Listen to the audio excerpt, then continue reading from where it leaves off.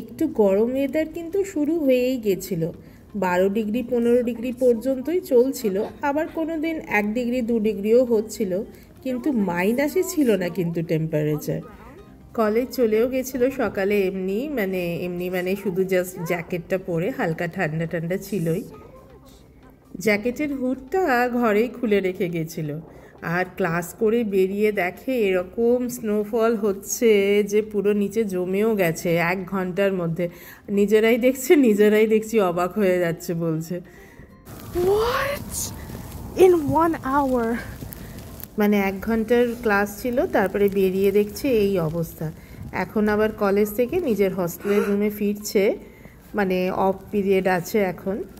বৃষ্টিতে আমরা যেমন অন্যের থেকে ছাতা ধার করি, সেরকমই দেখো বন্ধু থেকে টুপি ধার করে পরে রুমে আসছে নিজের টুপিটা নিয়ে যাওয়ার জন্য।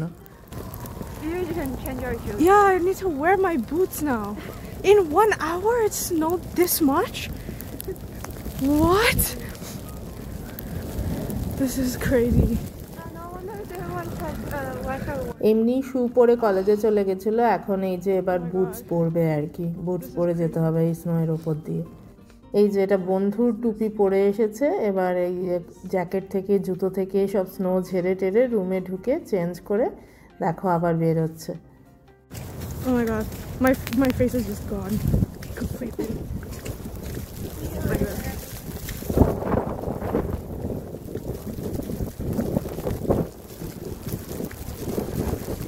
It's so foggy and snowy. I had a class an hour ago, it was fine, and now it's just, oh my god.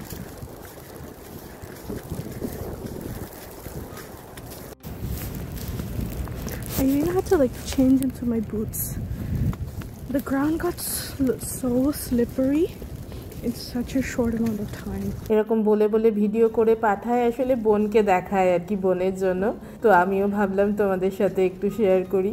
গরমের জায়গায় বসে বরফ দেখতে তো বেশ ভালোই লাগে, তাই না? এখন আবার বৃষ্টি পড়ছে।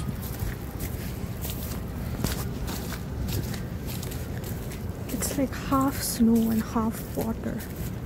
It's super slippery. এখন আবার 1টা বা 2টো ক্লাস করার পর আবার অন্য বিল্ডিংয়ে যাচ্ছে ক্লাস করতে, আর তখন আর কি বলছে দেখো বৃষ্টি পড়ছে। স্নো পড়লে একরকম, আবার বৃষ্টি পড়লে অন্য ঝামেলা, আবার ছাতা খুলে হাঁটতে হবে, কেননা জল পড়লে তো ভিজে যাবে একদম।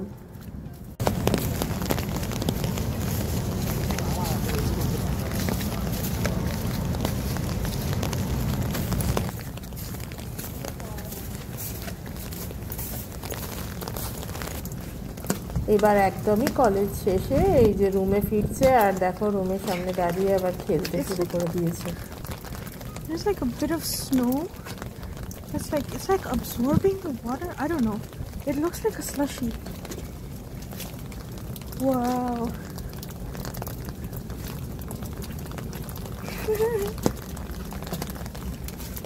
Wow.